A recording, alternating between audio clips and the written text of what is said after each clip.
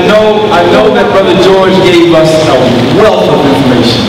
I know we did. Give him a round of applause again. I missed it, but I know we did. And I'll get the DVD from my niece. It'll be available today so I can watch it tonight because I'm inspired by people who I can learn from. And honestly, there's not a lot of people who say a lot of things that can help some of us learn. There's a lot of BS out there. And so sometimes you find yourself searching for other people who will open themselves up. So I thank Brother George for doing what he does. And I also have to forgive him because I had an award for him. The award that I wanted to give Brother George tonight was an honorary doctorate degree from the Aboriginal Medical Association. And the reason why I'm giving him that particular award is because our association is about one thing: the cutting edge of information in regards to health, specifically tailored to our people. And what he has developed and is developing, and with the others who are helping to develop, is absolutely, some of you don't understand what's actually being given to you, but at the level that you do understand it, and I understand it, we can receive that well. And I want the brother just to come up here. I can't give you the award, but I can give you a big hug, black man. Thank you for your work.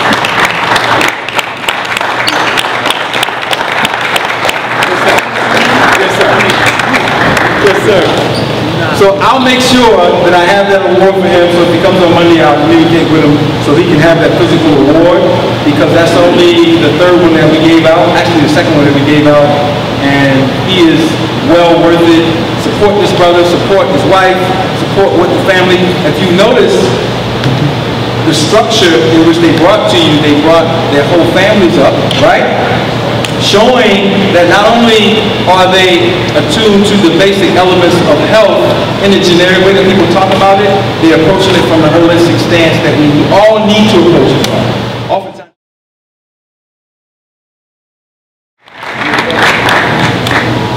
Good afternoon, everybody. Can you hear me? Can you hear me now? Yeah. I don't talk loud because I typically work in a lab. And what it is I do an energy conservation technique where I pretty much speak from a part of my diaphragm that allows me to sustain my vitality. So you're going to have to bear with me. I tried to explain this the last time, but it just is what it is. So I hope you appreciate the message, and I'm going to try to get through this with as much detail as I can. I'm going to try to take some questions at the end. All right. So in the intro, what you see is understanding health, science, and integrity. Let's go by. Is this better? Yeah, this is better. Alright, so we got the acronym for corporation / initiative that my partner and I have just set up. It's called Urban Health Science Initiative, but I've tied that to something that I'm going to present at the end with my partners who are Heads for Ready for All, Activities for Ready for All, and my partner Dr. Scott. So what you see in the title is pretty much what the whole, this is pretty much my whole thing is going to be about today. So we got the Urban Health Science Initiative, and we also have Understanding Health, Science, and Integrity.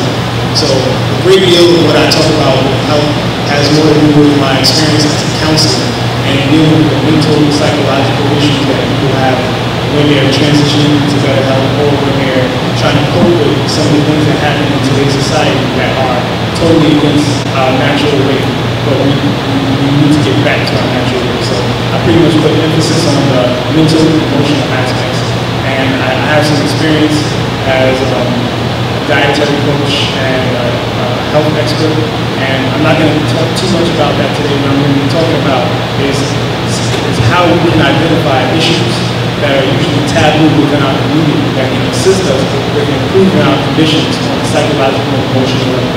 So, let's see, I think they said that over. Next level. Alright, so, empathy. I feel that because of what's been happening lately in our community, a lot of attention has been brought to the forefront on how we're going to treat others outside of our community, but also us within our community. So understanding our condition has to do with a lot of a lot of what we see, and also the psychological effects of our environment, which we also metabolize in addition to food. So I just want to explain the pictures there. These are the pictures of the car to the right. That was my vehicle I had when I was in high school. I was 17 years old and I had an Eclipse Turbo, and it's a front-wheel drive, pretty fast car. And I was into a culture of street racing. So when I talk about the issues within the community, I like to give examples of my own life so that I can relate to the people and stuff to explain where I've been and where I'm pretty much where I'm going. So to the left, you see one of my tight friends, he had a Jet VR6. And what happened was I had engaged in a culture where I was fixated on getting as much money as I could so that I could ball out, style out, show off. That was part of the culture that I come from. And from my community and from the people in my family and from every aspect of my life, I was getting a lot of compliments for the things that I was doing. I was muscular, I was a good mixed martial artist, I was in high school wrestling and baseball teams, and I worked honest and legal jobs that allowed me to generate a good amount of money so I could purchase a vehicle. But what I did with that was I took it to a whole nother level, and I was pretty much just a regular street driver for many, many years. I actually did this well into my 20s, so up until about 27 years old, which is 2 years ago, I still had the habit of getting on the highway going 120 to 130 miles an hour through traffic. And part of the dysfunction that I had experienced that caused me to pretty much be compelled to do these things was that I had addictions to my own hormones and neurotransmitters that was caused by parasite odor. So a lot of things that a lot of things that I participated in my life with like street racing and a lot of the heavy mixed martial arts that I was into were the result of me having parasites that were driving me to try to produce more serotonin to put my life on the line, because this is pretty much what happens. When you race really fast, you get like a situation where you get tunnel vision and you focus really, really hard. So you're dealing with adrenaline, serotonin, dopamine, you get various complexes of neurotransmitters, but those neurotransmitters have to be examined as to how functional they are. Because a lot of us hear about the circadian cycle where our bodies go on, but we don't really understand the nature of how these things override. And a lot of the things that we call just normal actually have to be abnormal and due to parasite overgrowth. So I just want to talk about how shortly after my birthday, I had purchased a vehicle when I was 17, and shortly after my 18th birthday, I got into a serious accident. When I was driving on the Brunswick Parkway, I was going about 100, I actually topped out my speed I'm going that day, and I hit 152 miles per hour, and I was, pretty much avoiding police, because they were like these late night things we did with race cars up and down the parkway and avoiding police, and I ended up getting rear-ended by somebody, and my car went out of control. I hit the barriers, the car spun around, and 3 more cars hit that day. And I had my best friend in the car. He had actually panicked, and his psyche wasn't there enough to be able to help him get out of the situation. And surprisingly, I walked out without a scratch on me. And one of the first things I did was I looked at my car and said, "Damn, I can't race anymore." I was really upset about not needing to race, but that was my psyche back then. I had not the aspect of my life being on the line, and I almost lost my life, had no impact. It was just me, just pretty much, hey, I'm here today. I just want to race. I'm not able to race anymore. I'm depressed. So I really didn't even consider my life. And at the time, I was asked to go to the hospital, because when the police finally caught up to me, they said, "We want you to go to the hospital." I said, "No, I'm fine." He said, "No, we want you to go take an alcohol test." So they wanted to make sure I didn't have any alcohol or drugs in my system. So I went to the hospital. I was clean because I hadn't drank or done any type of drugs at that point in time in my life before I was 17. So it was pretty much, the normal thing. The cops said, "You're lucky to be alive." I said, "Yeah, my car's messed up." The only injury I got was when I kicked the tire. One of the tires actually had been shredded. You can see the wire spokes come out, the wire spokes stuck and all that. So what I had done from that point in time was I was actually supposed to be going to a technical school to learn the trade of auto mechanics. and I ended up having to take another route. I was between two routes, and I ended up having to take another route. But all I did when I pretty much first got to college at this point in time was I hustled up enough money so I could buy another car, so I could get right back into the streets and racing. And this time I said, I'm not going to mess up and only have one car. Actually, I had, at this point in time, I had 3 cars. I had the Eclipse, I had a Honda Civic DX, which is just a basic model, and I had a Honda Acura Integra. So I actually had 3 cars at that point in time, and I was pretty much, that's all I did. I raced. But just to give you that little bit of story as to what my mentality was like, whereas I didn't care or have any regard for anybody's life on the road, or I didn't have any regard for my own life. All I wanted to do was to get that next fix. So I was addicted to something somewhat like what you see the young guys in the streets today with either the gang life or the dysfunctional environment around them, and they have to find a way to release. So, like, my story, it may sound like, oh yeah, that's what young boys do when they get aggressive. Because I heard the stories. I heard the stories when I first purchased a vehicle. A lot of the older guys in my community would say, you don't want that car. It's too fast. It doesn't have the stability and control. All I wanted was to go fast. And I knew I had technical knowledge of vehicles that I could use to get even faster, which I did at the time. So by the time I actually got into this state, it was heavily modified, and it was beyond what I was able to handle with my skills at that time. But beyond that, it's the fact that after a situation where my own life was on the line, my best friend's life was on the line, I got right back into this, and I was more technical this time. I said, okay, I need a car that has more control. So I ended up going for a motor that didn't have a turbo, but my mentality never focused on the fact that I put my life on the line. Pretty much every day, I raced when I went to work. I raced when I was for fun. I did it for pride. I did it for money. I spent all of my money just modifying my car and just trying to pretty much keep my license and pay all tickets and all the tickets. I actually had a good deal of success because I was intelligent and savvy, so I had a really good street racing career. I was even sponsored when I was 17 to race for a company rather than giving me a shot. So I don't know the story. That's just to say that the level of dysfunction comes from deeper than what we see as people just trying to act right. Because according to the standard model, I was a perfectly normal young man who was just into the things that he wanted into. But that, what you think is just normal, is oftentimes basically stimulated by parasite odor. And I'll tell you, at the age of 17, I was about 180 pounds. I was really muscular, and I was very intelligent. I thought I could eat anything, keep my body looking good, but I didn't realize at the time. And this came to me 10 years later that I was suffering from probably extreme yeast overload and worm overload from the diet that I had consumed. And the yeast and the worms are probably the #1 culprit behind the activity that I was participating in back then. Not really caring about anything, just wild out, like type of thing. And that's one of the things we need to understand when we're looking at what's going on in the communities around our nation, even worldwide, because this is a worldwide issue. So we have a parasite overload that's triggering dysfunctional behavior. And that if that is not addressed, there is no community, there is no way that we can be able to pretty much have our wits about us as we try to improve our situation.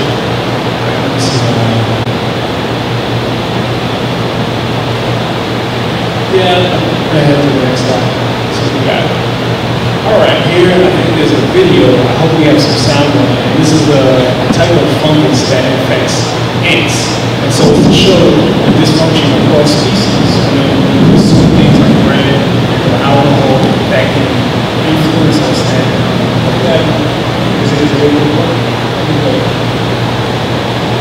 You don't have to sound all over the place.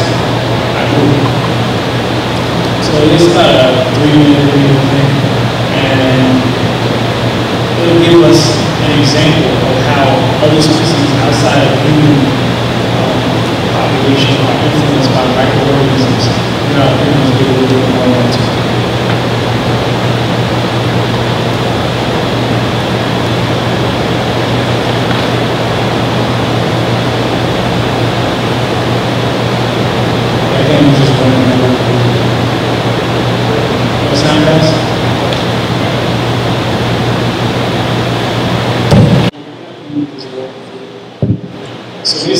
fungus causes the pheromones that the ants normally rely on for their senses and their job that they know to do. It alters that function and it causes them to have behavior that's more conducive to improving the fungus environment within the ant and also the fungus ability to reach other species of the ant. So right here what you're seeing is how the fungus causes a physical change in the exoskeleton of the ants. And so when you look at how microorganisms and parasites affect the human population, we have to remember that ants have an exoskeleton that's made of chain. So that's different from our human skin. So they have something more along the lines of the cell where we have skin. And so when we look at the effects of fungus on the human skin, we can see signatures with the recessive genetic traits which causes our skin not to be able to function well in our environment, not able to get sunlight without having to burn or detox something. There's situations where our bodies are in a state of inflammation, and you can see a person severely obese and they have large amounts of excess weight, but that weight is oftentimes parasite based. And so as you can see, the ants become severely disfigured in the presence of parasite over certain things. So we have to be able to acknowledge that and not overlook these things when we're talking about issues that we have to deal with, so that we can address them like a family who loves one another, who has the ability to talk about things that are difficult, and also help ourselves see our way through, make sure that people aren't left behind or ignored because we're not getting the right type of emotional stability or the type of emotional support. This is the guy who is pretty much doing some of the research. My partner, she has experience as an entomologist, so she can cover some of the things that she's seen, asking questions that are on about species or parasites that influence bugs, and also how we identify species of fungus that can affect the human population, like in our hands and other types of parasites and worms, nematodes, toxoplasmosis. Some of the toxoplasmosis around the body that affects over 80% of the body. I'd say that it's not candy that it affects pretty much anybody who consumes yeast, bread, alcohol, processed sugars that are refined with synthetics. So those all create an environment that needs to work in the body. So we have to be able to just acknowledge those things and understand what's going on. So, in addition to the physical or the drastic physical changes that parasite overgrowth can stimulate, there are also psychological issues that parasite overgrowth can stimulate too. And so, when we see a person usually speaking loud with dysfunctional or uncontrollable emotional behavior, that's actually a symptom of parasite overgrowth. So when we're seeing people who are saying, oh, these people are crazy out there, it's not polite for you to your own psychology to explain other people away and just dismiss them. If you don't really know the root cause of maybe influencing a person, it's not good to dismiss them. It's more beneficial to you to understand your own environment and to understand what it is that's influencing people so that we can actually bring a remedy to it. So just by dismissing people or telling people that they need to get their act together, we actually need a plan of action. And the plan of action has to do, it must deal with the parasite overgrowth that creates the dysfunctional behavior that we see and experience. And we're literally at the worst that it's ever been. As far as what I've seen in history and what I've read about, I've not heard of it being as bad as it is today. And so we have to start somewhere, and the only place that we can really start is to get the help together and to create an environment of understanding so we can deal with these problems, because they're embarrassing. Nobody wants to talk about it. But people on my team, we talk extensively about the things that we experience when we're detoxing. So I've heard, from people like my loved ones, my family members who participated in the group and health, we talk about, having stool and seeing various colonies of parasites come out, or having yeast come out in our stool, talk about how we feel, the urges that we want to go eat some pizza, or we have the urges that we want to have some candy or something. And those things are normal. And a lot of what we experience and what we hear about as far as drug drug addiction has to really do with parasite overgrowth in our bodies. So if you know anything about drug addiction, you know that, I mean, the withdrawal symptoms from opioids and heroin is really bad. But the only drug you can actually die from is withdrawal symptoms you can die from is from alcohol. And when people call, you know, like alcoholism a disease, the root of the alcoholism disease has to do with yeast overgrowth in the body. And it is another entity living inside of you that's assimilated with your body due to diet and your body being severely dehydrated, where your body can no longer defend itself against this parasite, and it literally latches on. So we have to be able to address these issues for what they really are at the root of the issue. So counseling, you know, that's very important, and being able to keep it real with one another is also a big key in being able to progress past the situation. All right, next slide, please. Okay, yeah, this is just pretty much information and studies on mental illness, homelessness, and the rate of mental illness and homelessness in the population of Central African Americans and Black people. And as you can see across the board, we're going to be suffering from degenerative diseases at a higher rate, as well as the mental backlash, emotional backlash from that. So it's the suicide rate is higher in the African American population. And this is due to the fact that we have what we are proud of, and you know, one of the key signatures of being an African American or Black is to have a melanin on skin and to have the curly hair. So what that actually represents is a high level of conductivity. So that makes us more sensitive. And my scope and sensitivity is one of the keys to understanding your environment. So I strive to improve my sensitivity with every move that I make. So when we have the sensitivity increase, in addition to parasite overgrowth from within the body, it makes us that much more prone to what parasites try to do to influence us. So it makes us more vulnerable when we're in a state of parasite overgrowth. It makes us more vulnerable when we're in a state of disconnection from nature. So, I mean, I don't really need statistics to go ahead and prove that. You can just check the news at any point in time throughout your day. Okay. Next slide.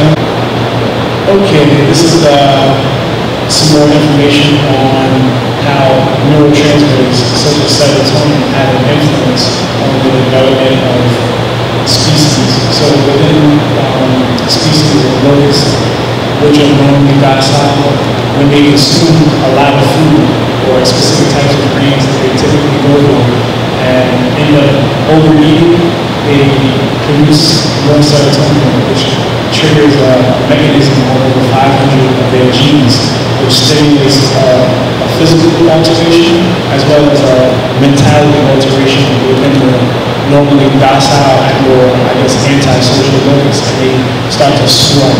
So if you've ever heard of plague and you've heard of swarm of locusts, and you've ever seen pictures of them, it's devastating. They can cover an entire sky. They can pretty much get into every piece of electronics that you have and shut down the whole town. So, swarms are something that we don't really have to deal with here in New York, but pretty much some of the mechanisms behind what would trigger that type of behavior in a normally docile creature are its diet and the type of neurotransmitters that are being produced within it. So these are some examples of what happens within the locust, and it also happens within our peoples as well. So when we see the mentality that we have collectively, which is almost to gather together, march, protest, feel content with the march and protest, but never address the issue. We're functioning like a swarm of locusts who have lost themselves and who have been altered. And it's not just the physical alterations, but then the mental alterations as well. So we see a lot of obese people who are yelling loud and trying to, ask for help from the same people who give us the same pretty much hell that we're in. And they're treating us with no mercy. So because we don't have our act together, they're not being sensitive, they're not being understanding, which is why we have to pull together and do those things. You can't expect that from them. We have to actually do it ourselves and then show them how we wish to be treated. And we have to do so with tact and integrity, or else we're not going to get respect. Other people don't feel like us, they don't sense like us. So when we're not winning one of our own homes, we can be free to speak with emphasis and emotion. But other cultures, we have to understand, don't respond well to the way that we feel in a sense because they just aren't there. And that has to do with the neural level. And I've covered that before, and I don't want to go too far into that because that can just take a long time. So I was just giving examples of course, species as to what happens. And next slide. Okay, recessive genetics, parasite advantage, as well as content. Okay, so when we see recessive genetics, it is my theory that recessive genetics come about due to mutations from dehydration and missense and nonsense coded within chromosomes that pretty much are the indicator that a parasite has been terraforming your genetics or terraforming your body to make your body a more habitable zone for itself. And we see that, like I said, like I mentioned earlier, when you see recessive genetic traits that make it more difficult for a person to receive sunlight, that's something that the parasite has done. Various types of parasites work together, and I'm not going to go into too many details about it, it can take forever. But they can create an environment within its host to make it easier for the parasite to survive within that host. And we live in a society where we don't even acknowledge the truth behind that. So when we talk about different races, what we're actually talking about is different levels parasite infiltration and then the mutations that have taken place over the course of thousands of years that have led to where we are. So we have to be able to acknowledge and see that as the very basis for how we move forward within our movements. So I would say that we're at a point in time where I'll just kind of cut forward to this, where our atmosphere is mostly nitrogen. We have like almost 80% nitrogen in our atmosphere, which I wanted to go really far into the science on this, but I realized we're taking hours. So I'm just going to go ahead and say that, and to say that nitrogen is something that parasites within our bodies can use to combat water and hydration. So right now, parasites have the advantage on multiple levels. We're in a society that's parasitic, so people who have higher concentrations of parasites in their body actually do better. We're in a dysfunctional state. So the people who have the greater or more dominant genetics are getting the worst end of the deal. This is what you can see across species when there's a parasite overload. So we're actually experiencing something that plants and animals experience, and this is actually a part of a natural progression because all of these things have happened due to natural events, and on a grand scale, all the way to planetary discharges and atmosphere changes, all going down to pretty much pretty much every aspect of life. I don't want to go too far into it. Alright. So, a part of the who, what, when, where, and why, which is what we want to try to address whenever we're approaching something scientifically, or at least from a human perspective, is like I was going into how we're in a state today where parasites have the advantage. So when we see certain groups of other races, as we like to call them, doing better than us, they're able to function better because we're in a society that allows pretty much parasites to have their and to go completely unchecked. So when we don't have the ability to function well together, even on the scale where you're dealing with the people who are supposed to be healers among us, or the people who are supposed to be our advocates among us, you see the dysfunction even amongst the people who have higher levels of integrity among us, the ones who are in public. This happens due to what parasites have the ability to do, which is to influence our neurotransmitter activity. So parasites literally look at the black race, our genetics, or the dominant genetics, as their worst enemy. So a lot of what we normally attribute to psychic behavior or experiences via the spirit are actually due to electromagnetic impulses that parasites can influence in us. So they have literally full advantage over some of our systems, over many of our systems. I'd say that the rate of parasite overgrowth is near 99%. Because even like myself, I still deal with the small amounts of parasitic overgrowth that I had in my body from years and years ago.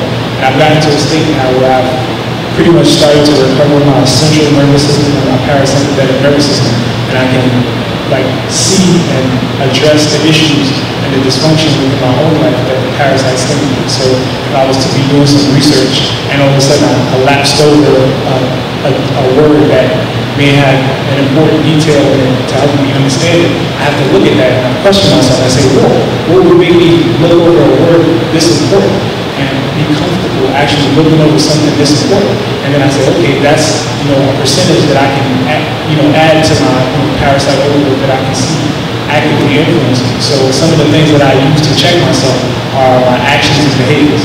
It's difficult not to make excuses for mistakes that you make when nobody's around you. And it takes a great deal of diligence and integrity to be able to do that. And this is what has allowed me to get to the state that I'm at right now, and which is why I emphasize high levels of integrity as well as pretty much the diet, the raw vegetarian diet that I promote. And I definitely recommend people transition into the raw food diet. I didn't immediately jump into a raw food diet. I had to learn. I went through a lot of steps to get here, and I learned the hard way pretty much every step of the way. But it was well worth it for me to have a holistic understanding of what it is that I need to do to reach other people and show them how to take steps towards improvement. All right, I was talking about the environment and nitrogen being almost 80% of our atmosphere, but we can see what happens when we get into what's known as a hyperbaric chamber, which creates a percentage of oxygen near 100%, and we can see the expedited rate of healing.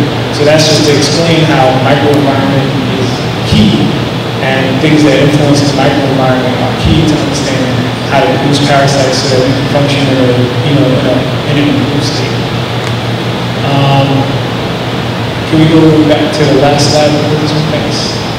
I had another video that it actually looked like uploaded from the PowerPoint. But it was scientists planning to use chicken DNA to create dinosaurs.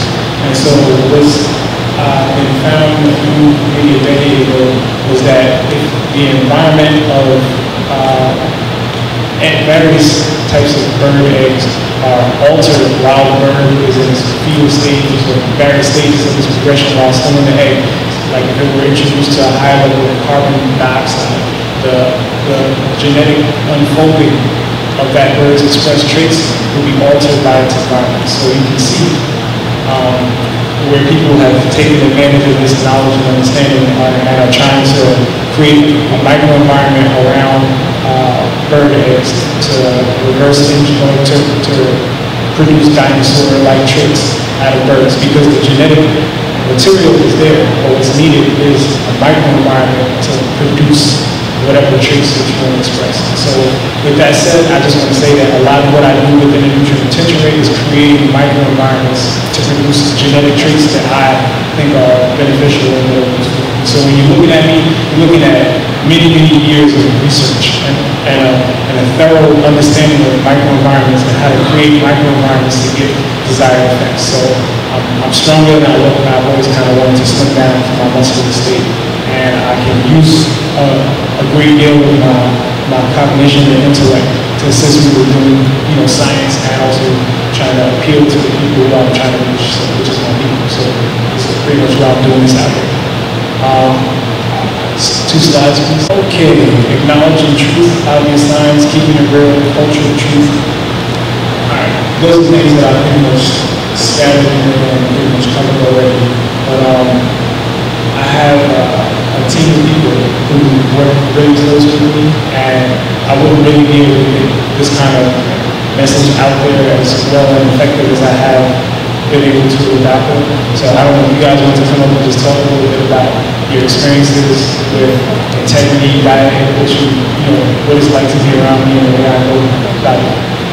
So we got my partner, our Hennis, call him Paul, because he's from really far. He's just going to talk a little bit. We freestyle this, so bear with us. Peace, family.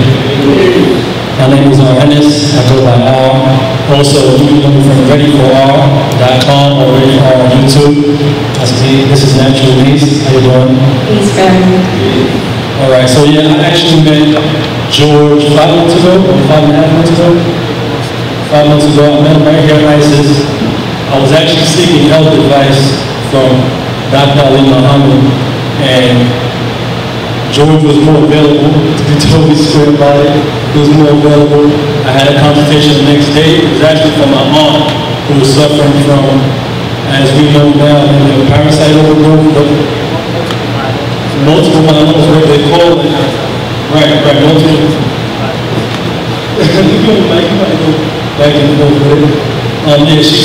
suffer multiple myeloma. It's the aunt that raised me, actually, and I was seeking remedy for her, per se, not even for myself. We had a consultation the next day, and I was there, my mother, Aunt Daphne was there, the niece came, and from there, it became their greatest friends. We've been collaborating. I've been promoting the nutrient retention rate, which he created, which is a world determined diet. I don't know if you guys. What you learned from that? Oh yeah, the consultation, man. I learned a lot from what he actually told about from here. But what I learned was that we're all suffering from some level of candida albicans or candida overgrowth, and that is the yeast overgrowth. For the most part, all said diseases, whether it's Alzheimer's or cancer or whatever it may be, stems from a yeast overgrowth. And how we get that is from our diet. So we're actually giving ourselves the said diseases from hand to mouth. And we can stop that. We can stop it with nutrient retention practices. And we're going to hear about Dr. Ali Muhammad. He's going to break down his DNA diet here today.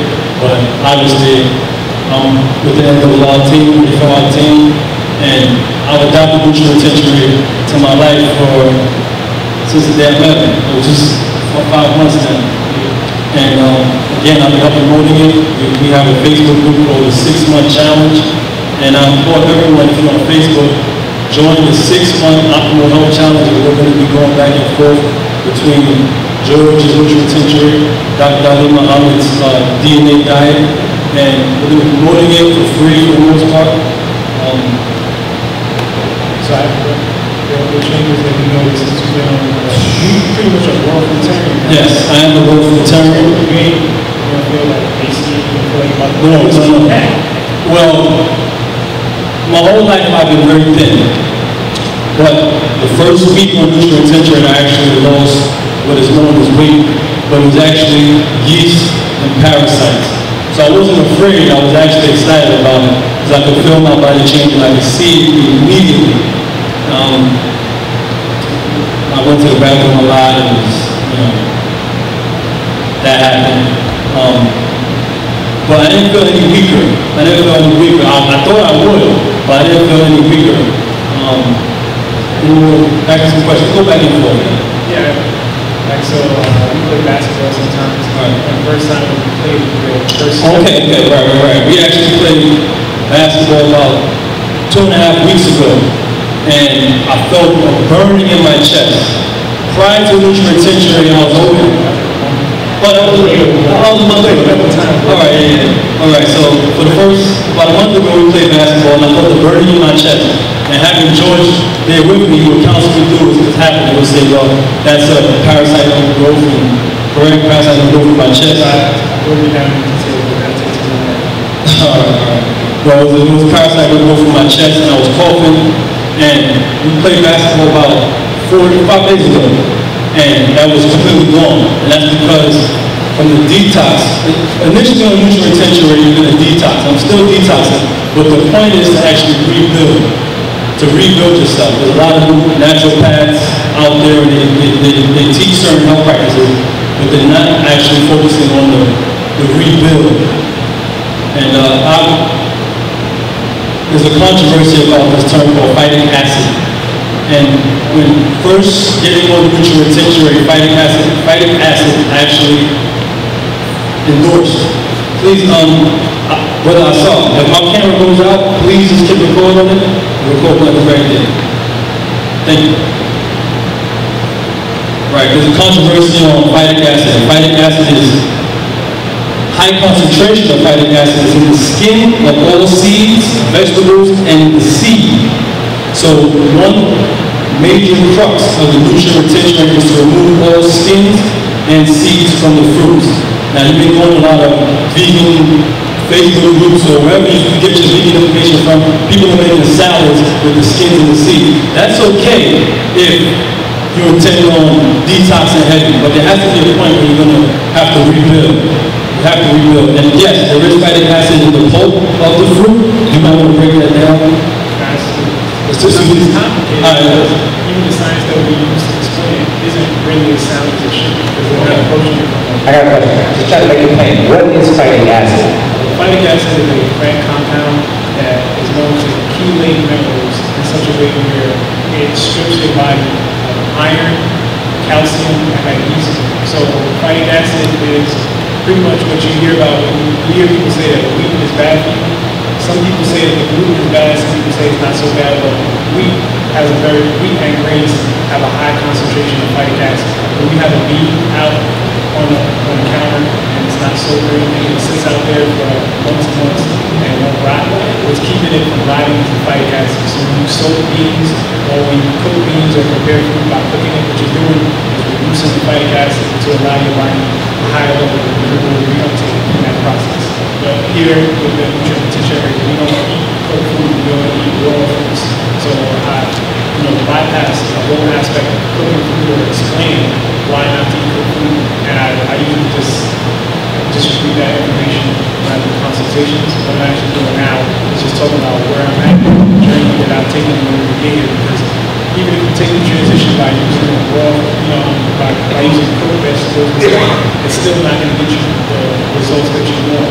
That pretty much everybody wants that one when they initially improved their diet and went to the vegetarian lifestyle. Because I had transitioned to the vegetarian lifestyle many years ago, and I didn't reap the benefits that I really, really wanted up until last year. And I was after working out some very minor details of what went on in my diet, which had to do with addressing toxins and funguses that were implants even within the realm of the raw food paradigm. So which is why you saw my 3-hour video with my medicine. You see me say I don't eat pineapples anymore, I don't eat oranges, and that has to do with lysotoxins or yeast toxins that you may find in different types of fruits. And now, based on the way that they're cultivated, there's a lot of detailed information that I'd like to give out, but then I don't know the time restraint, so I'm just going to have to do a little bit of research, but there's quite a few things that even as a raw vegetarian, I still have to avoid, mostly to avoid parasites that are traditionally thought of as a normal part of the food chain. So phytic acid is one aspect of it, but also there are other toxins and things that we have to worry about. I think the goal is to bring that up. Right. So the plan was being up here, Nise, also known as Natural Nise or Natural Nise. You can find more on social networks, Natural Nise. The point was being up here is to show an aspect that's not what we cover, which is support. We're making a transition. On anything in life, we want support, but especially with diet and lifestyle.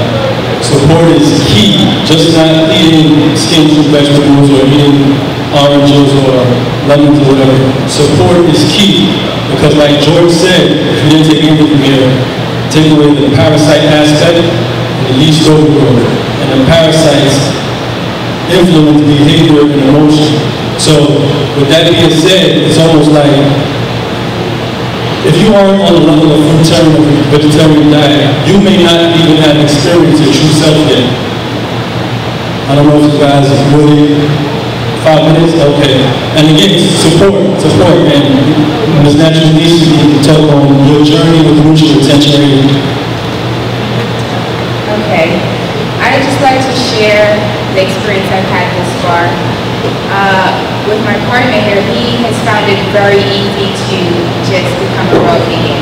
I was a vegan since January, where I was cooking meals and no meat, nothing like that, and I substituted stuff like soy, tofu, different things, and then I started to eliminate that. Didn't see any change in myself. Physically, I still had a lot of breakouts, dandruff, which is something I suffered for my whole entire life.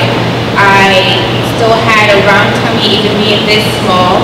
I just didn't see a lot of things that I was looking for transitioning into a vegan, which I thought I would, start to see. As I began to transition into the nutrient retention rate, the first thing I noticed was my stomach going down. And everyone may look at me and say, you're slim, you have nothing. What are you talking about? However, we can all be slim and still have parasite overgrowth in us. It's very obvious. And me seeing that from the most obvious way was in my stomach.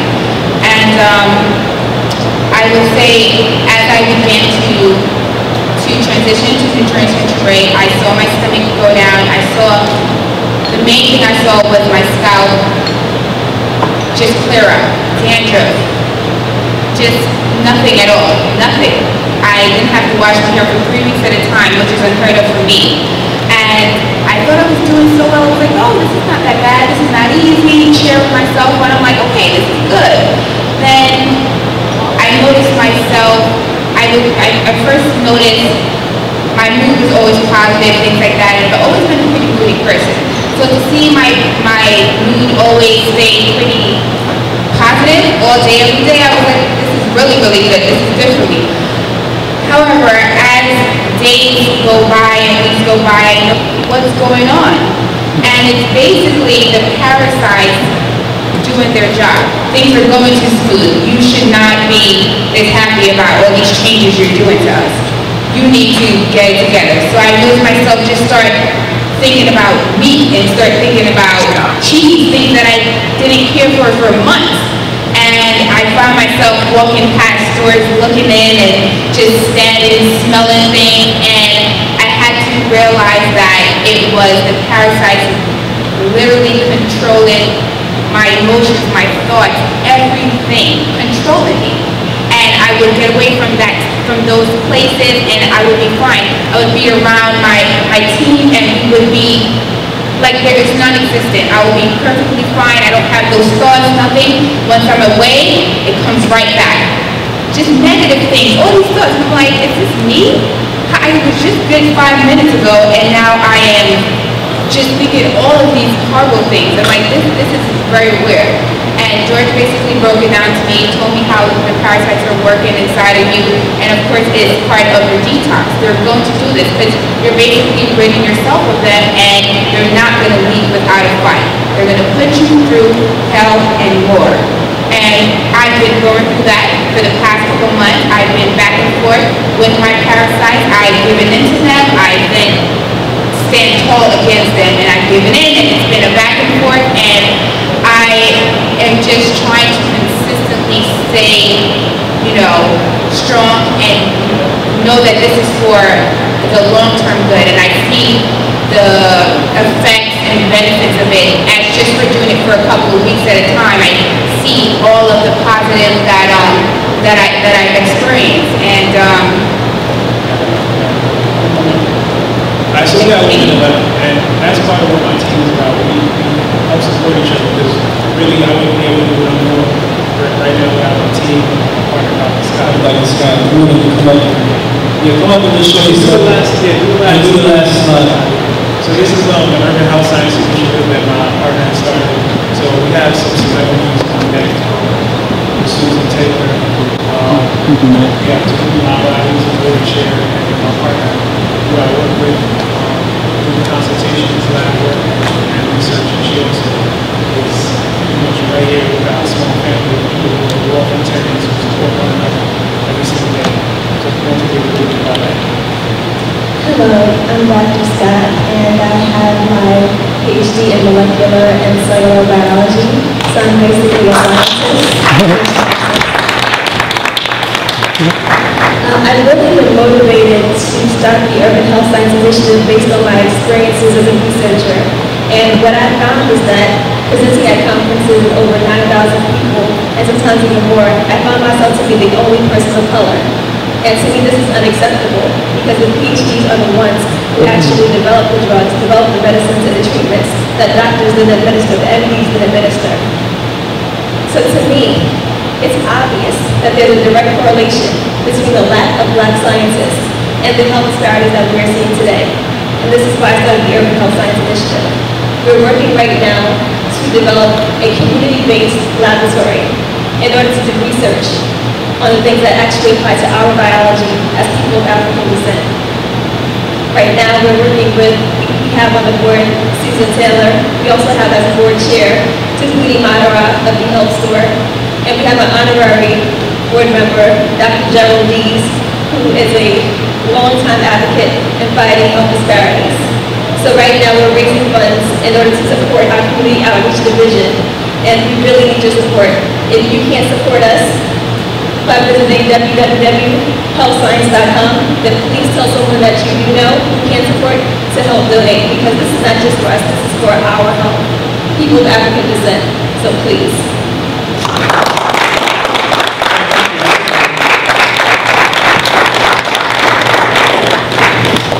Let's give it up to George.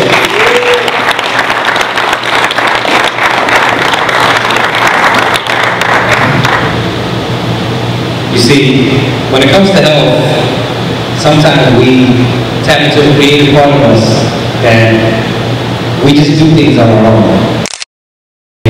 We sing without, singing training, dance, etc.